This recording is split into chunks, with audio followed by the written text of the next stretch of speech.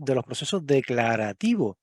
Pero, Juanma, ¿qué es un proceso declarativo? Bueno, pues los procesos declarativos es cuando hay partes que tienen un conflicto, que no están de acuerdo, tienen una litis, ¿vale? Y se someten al órgano judicial para que lo resuelva, para que dicte una sentencia declarativa, ¿vale? Para que resuelva el conflicto que hay entre ambas partes. Eso es un proceso declarativo. ¿Qué, Juanma, es un proceso constitutivo que da una sentencia constitutiva? Aquella que crea una relación que antes no existía. ¿Como cuál? Bueno, pues como cuál puede ser una relación de un procedimiento paterno-filial, que se reconozca que fulano es hijo de mengano. Y a partir de ahora existe una serie de derechos y obligaciones por ambas partes, que solo con la muerte de alguno es cuando se extingue. Por ejemplo. Pero aquí es que las partes, declarativo, es que las partes se someten al juez, como Salomón, como se someten ante Salomón, para que él decida y resuelva una cuestión litigiosa que tienen ambos, ¿vale? Que no se ponen de acuerdo. ¿Qué clase de procedimientos declarativos nos vamos a encontrar? Nos vamos a encontrar, normalmente los declarativos generalmente son el juicio ordinario y el juicio verbal. Y luego los procedimientos especiales, que veremos en el tema 18, pues son un híbrido. Siguen los trámites del juicio verbal, pero con los plazos del ordinario. Pero hay que tener muy claro esto. Y es más, la ley te dice que en todos los procedimientos que la ley nos te diga qué hay que hacer, pues hay que hacer esto, lo otro, pum, pum. Pues entonces se siguen los trámites del juicio verbal.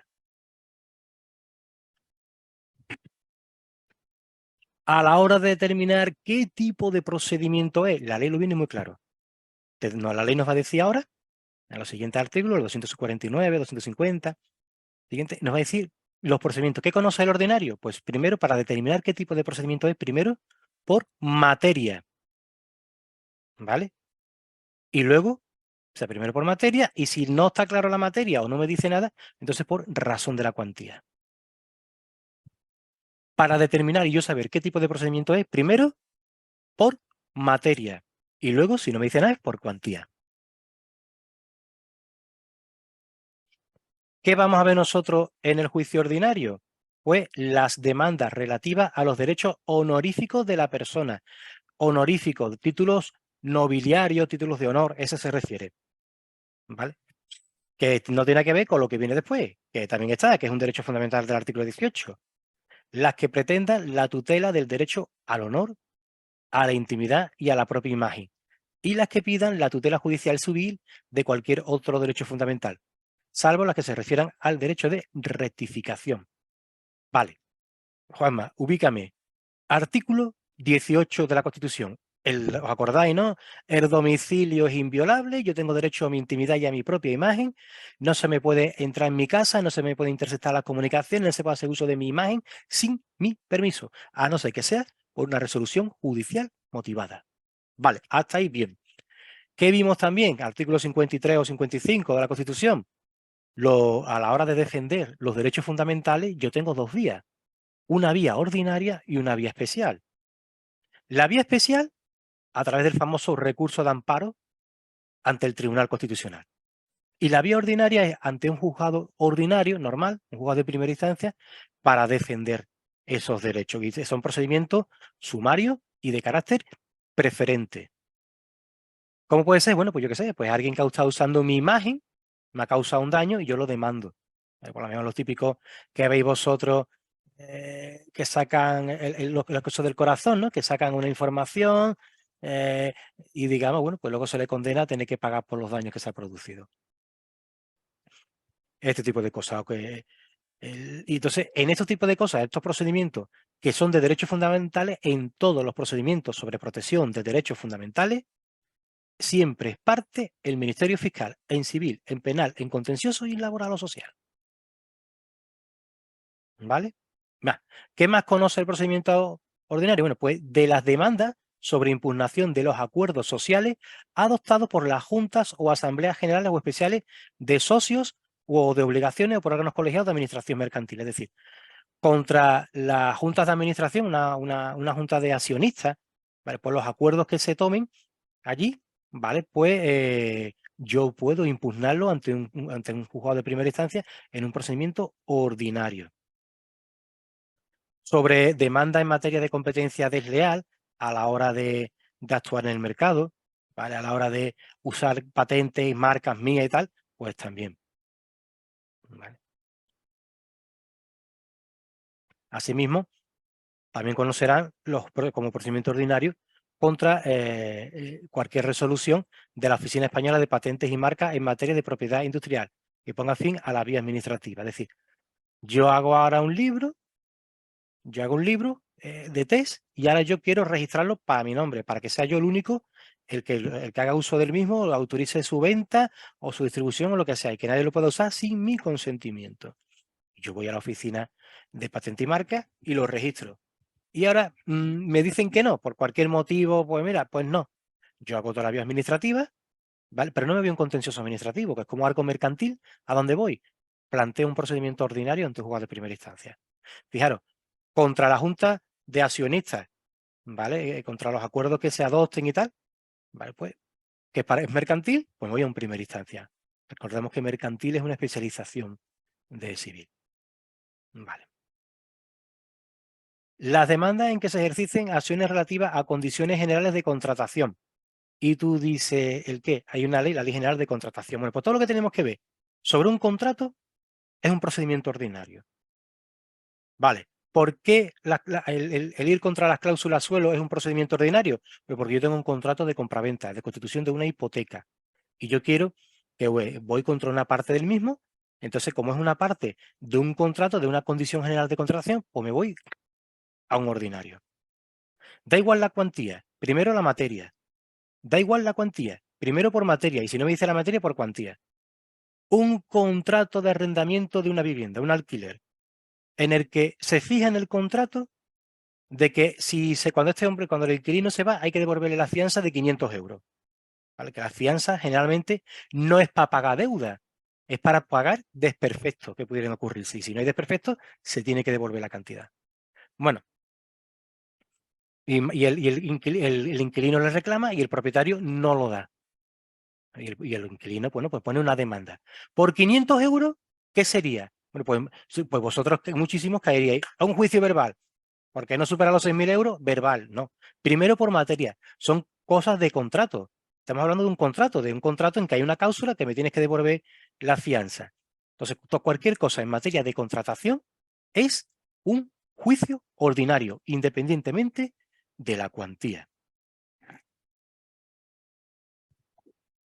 ¿Vale? Hago hincapié porque es importante. Las que versen sobre cualquier asunto relativo a arrendamientos urbanos o rústicos de bienes inmuebles. Vamos a ver. Reclamar rentas debidas, juicio verbal, sea cual sea la cuantía. Reclamar rentas debidas de alquiler, juicio verbal. De desahucio, sea cual sea la cuantía. Reclamar sobre cualquier otra cosa que no tiene que ver sobre renta, bueno, pues por ejemplo, que hay unos desperfectos y que hay una serie de arreglos que no me lo hace el casero, y yo le demando. Entonces, ¿cómo lo hago? A través de aquí, del procedimiento ordinario. A eso se refiere. Cualquier otro de relativo a arrendamiento urbano o rústico de bienes inmuebles. La que se ejerciten una acción de retracto de cualquier tipo. El retracto. El retracto es una acción de preferencia. Normalmente el retracto es cuando se compra, pues hay una persona que tiene un derecho preferente a la compra. ¿Vale? Normalmente, si yo tengo una casa y tengo un inquilino y yo quiero venderla, mi inquilino tiene ese derecho de retracto, es preferente. Y si alguien viene y dice, mira, pues te doy 100.000 euros, eso es lo que decía mi inquilino, porque dice, mira, pues sí, yo te los doy. ¿Vale? Eso es el retracto, derecho preferente de adquirir, de compra. Entonces, cualquier demanda sobre retracto, pues se ve también por un procedimiento ordinario. Si hemos visto las impugnaciones de la Junta de Accionistas, que es por un ordinario, bueno, pues igual. Cuando se ejercitan acciones contra las acciones que acuerdan las juntas de propietarios, ¿vale? Conforme a la ley de propiedad horizontal, también procedimiento ordinario. Hay una junta de propietarios de una comunidad de vecinos que acuerdan que van a hacer un ascensor y yo estoy en contra. De así lo han hecho, pues yo eso lo impugno, ese acuerdo lo impugno ante el tribunal de juzgado de primera instancia donde radique la finca con un procedimiento ordinario. ¿Dudas sobre la materia? Bueno, y luego, si no me dice nada, si no me dice nada, voy por la cuantía. Y toda aquella demanda que sea de más de 6.000 euros va por un procedimiento ordinario. Y si fuera una demanda que no se puede calcular el valor porque es incalculable o porque no se puede determinar en este momento el valor, los daños que se han causado y lo que sea a la hora de presentar la demanda, que es imposible determinar la demanda, la cuantía, es de valor sin valorar, sin poder calcular, indeterminado, pues seguirá por un procedimiento ordinario. ¿Por qué? Porque el Tribunal Supremo, en jurisprudencia, dice que todas las demandas de cuantía indeterminada, como mínimo, se valoran en 18.000 euros. Ya son más de 6.000.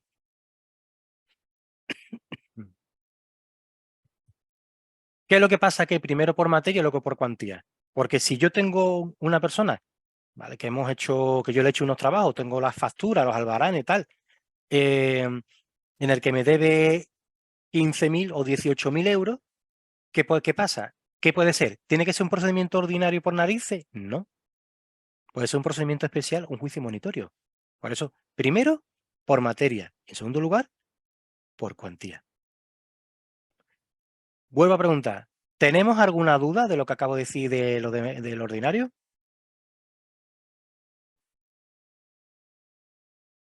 No, ¿no? Bueno, fantástico. Juicio verbal. ¿Qué vamos a ver? Bueno, pues veremos primero las que versen sobre reclamaciones de cantidades por impago de renta y cantidad de vida. Es decir, el impago del alquiler. O sea, cualquier impago de alquiler de una vivienda, que haya un contrato de alquiler, sea cual sea la cuantía, pues lo veremos en un juicio verbal de desahucio, que es una especialidad del verbal. ¿Vale? Las que pretendan la recuperación de la plena posesión de una finca rústica o urbana cedida en precario por el dueño, usufructuario o cualquier otra persona con derecho a poseer dicha finca. Pues,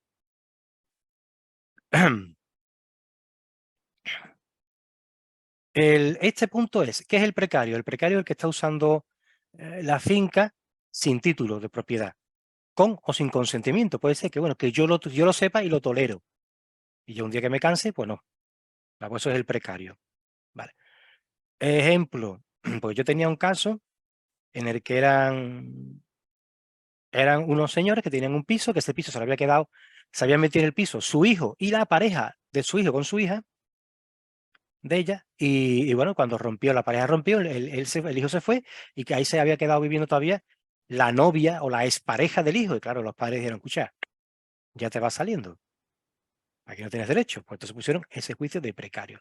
Precario es que no tiene título de propiedad, no tiene un título de arrendamiento, no tiene un título de propiedad, puede que tenga o no tenga consentimiento, que yo te haya dado el consentimiento expreso o no te haya dado el consentimiento, estás metido conmigo en mi casa y puerta. Y eso es precario. ¿Vale? Diferente a otro que veremos después. Luego, los que pretendan que el tribunal ponga en posesión de bienes a quienes lo hubieran adquirido por herencia. Hay gente que dice, bueno, mira, yo adquirí una finca y yo quiero que el tribunal me dé posesión. Es decir, le diga a los colindantes, escucha, que este terreno, a partir de ahora, es de Menganito. ¿Vale? La cuarta, las que pretendan la tutela sumaria de la tendencia o de la posición de una cosa o derecho que haya sido despojado de ella o perturbado en su disfrute. ¿Vale? Es decir, él ocupa. Yo tengo una casa, pum, y viene uno que sin consentimiento ni nada, ni yo conocerlo ni nada, y me ocupa la casa. Bueno, pues yo puedo poner un juicio verbal para retener algo que es mío y que me lo han quitado. Me ha sido despojado o que no me dejan disfrutar de mi bien. Vale, vale. Y aquí, bueno, pues lo dice muy claro, ¿no? Dice, podrán pedir la inmediata recuperación de la plena posesión de una vivienda o parte de ella siempre que se haya privado de ella, sin su consentimiento, la persona física que sea propietaria o poseedora legítima por otro título, las entidades sin ánimo de lucro. Eso es lo que estoy diciendo yo, de los ocupa. Yo le llamo ocupa. Es decir, que tú tienes una casa y se te meten por la cara. Entonces existe este juicio verbal, ¿vale? Para que es una cosa en teoría rápida, expresa y para acá, para allá, en la que se le dice al ocupa que ya tienes 10 días para traer los títulos y puerta, ¿vale? Y puerta. Pero esto es cuando es una persona física, cuando no es un banco, cuando es una persona física o una entidad sin ánimo de lucro, una ONG, la Cruz Roja, este tipo de cosas. Y que sean los poseedores legítimos de la vivienda. Vale. Y esto es importante porque esto cayó en el caso práctico del examen de auxilio de la última convocatoria, que estaban muy mal redactadas las preguntas, a la gente lo confundían porque a la hora de poner el articulado mezclaban, no te decían, bueno, pues conforme al artículo 250.4, no te decían, según el 250.1, y claro, la gente dice, bueno, pues eso es un desahucio. ¿Vale? Entonces, pero que era sobre esto, que es una cosa que, bueno, que todos los días lo podéis, o muchas veces lo podéis ver en la televisión. Bien. Luego, en la antigua ley de 1881 había una serie de cosas que se llaman interdictos.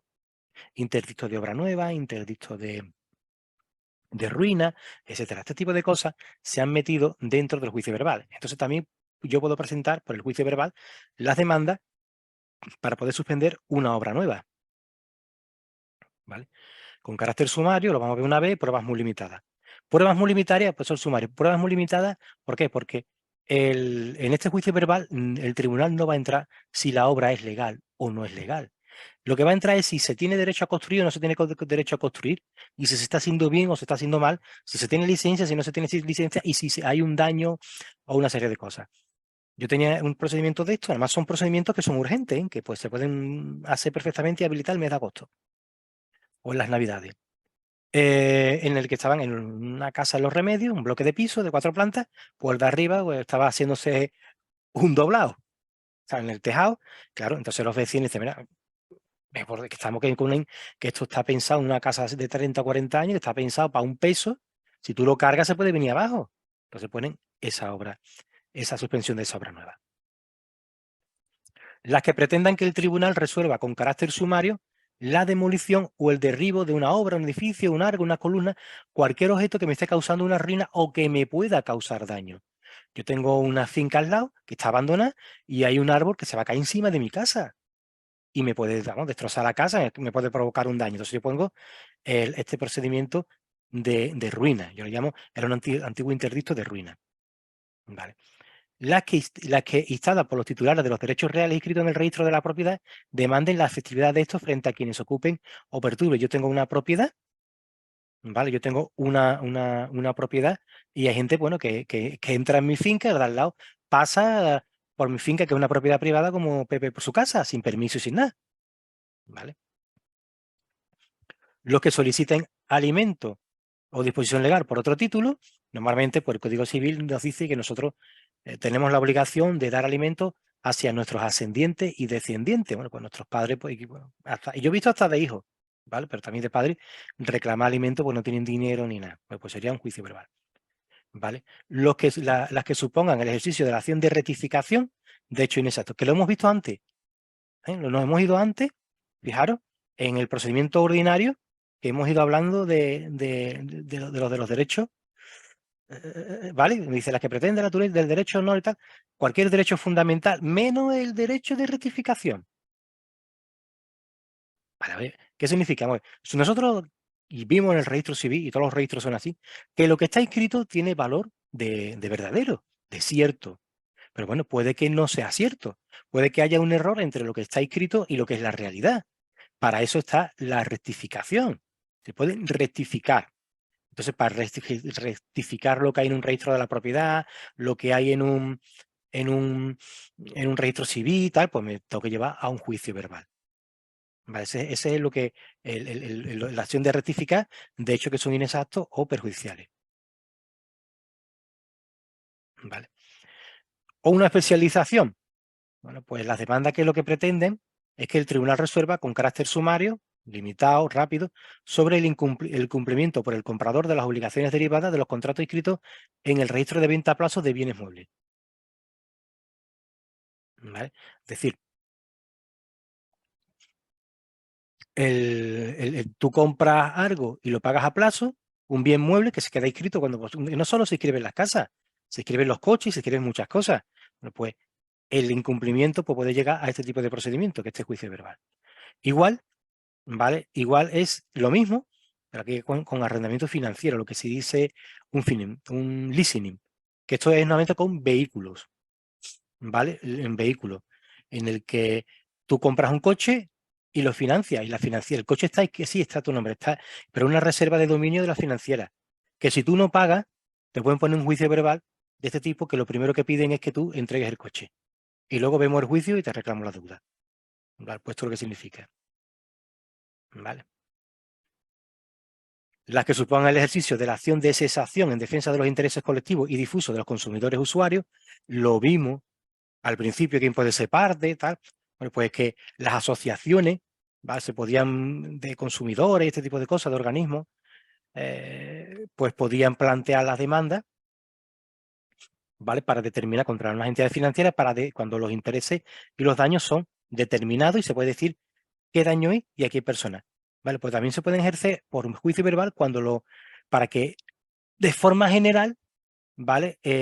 Cesen en una actividad cuando, por ejemplo, pues CaixaBank ha estado cobrando una comisión ilegal, o el banco fulanito está cobrando cobrando una comisión no ilegal, indebida, porque ilegal sería otra cosa, indebida. Y ahora, ¿a quién? Pues yo no sé a cuántas personas afecta, ni cuál es el daño ni el alcance, pero yo le voy a pedir, a través del juicio verbal de que esa actividad cese, ¿vale? Las que pretendan la efectividad de los derechos reconocidos en el artículo 160 del Código Civil, ¿vale? Pues también. Un momentito, voy a beber un poquito de agua.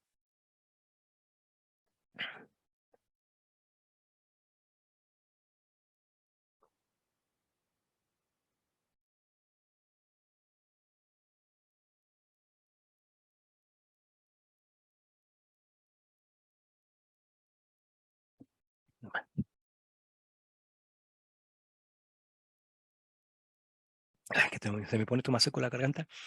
Disculparme. A ver, Guama, y eso del artículo 160 del Código Civil, ¿qué? Pues mira, el Código 160 te habla de las relaciones. No solo tienen derecho a relacionarse con un menor los padres, padre y la madre, sino los abuelos, los tíos, los hermanos. Entonces, cuando hay unos abuelos que quieren un régimen de visita, ¿vale? Para que se le reconozca su derecho de relacionarse con el menor, o los tíos, o los hermanos y tal, pues se ve por un juicio verbal. Eso es lo que dice el artículo 160 del Código Civil, ¿vale? Que dice que el padre y la madre, aunque no ejerzan la patria potestad, tienen el derecho de relacionarse con sus hijos menores, ¿vale? Excepto cuando hay una resolución judicial que lo prohíba, porque es un maltratador, lo de violencia de género que hemos hablado, etcétera, etcétera, etcétera. ¿Vale? Y lo mismo, ese derecho es el que tienen los abuelos, los tíos y los hermanos a relacionarse. ¿Se puede llegar a eso? Pues mira, se puede llegar porque yo tuve un procedimiento con Carlos Cano, el cantante. Tenía un matrimonio en el que tenía unas hijas que eran ya mayores, ya eran mujeres, y luego tuvo otra relación, la última, con una mujer que tuvo un hijo pequeño. Cuando muere Carlos Cano, pues esa relación se deteriora, claro, porque no es la mujer, es la pareja de ella, ¿no? Y claro, se van distanciando, distintos problemas, y luego, bueno, pues las hermanas ponen este tipo de procedimientos para poder relacionarse y ver a su hermano, ¿vale?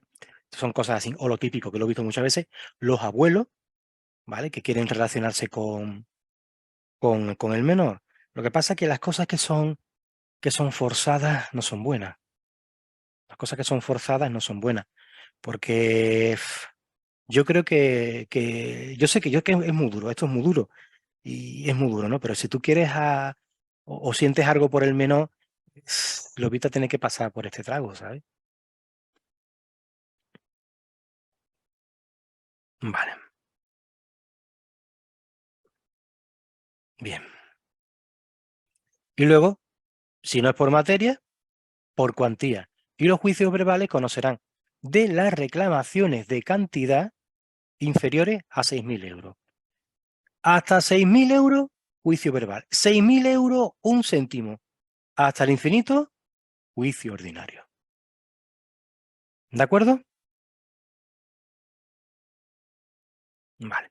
Normalmente la demanda se fija, el demandante es el que fija la demanda y el demandado el que la acepta o responde.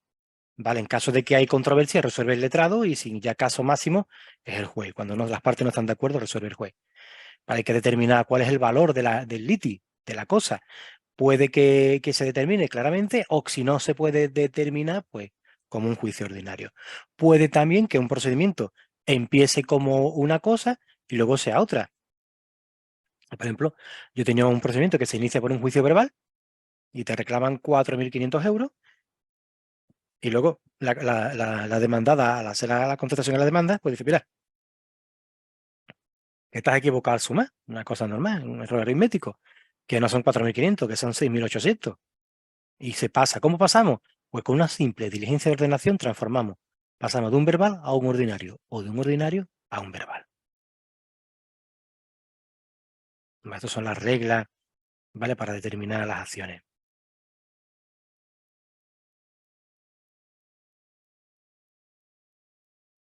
Además que lo que sí es verdad es que yo no sé si es el 393 o el 3, creo que es el 399. Lo que sí es verdad que es muy importante es que en el procedimiento ordinario que supera los 6.000 euros hay que ir con abogado y procurador, sí o sí, a la fuerza. Y además la demanda tiene que tener los requisitos del artículo 399, ¿vale? Que tiene que ir, bueno, con hechos identificando a las partes, fulanito de tal contra menganito tal, domicilio tal, tal, tal, eh, en párrafos separados los hechos, los fundamentos de derecho, las pruebas que se solicita, el suplico, el petit, lo que yo pido, ¿vale? Totalmente bien hecho y con la firma de abogado y de procurador. O sea que creo que es el 399, pero también, a ver,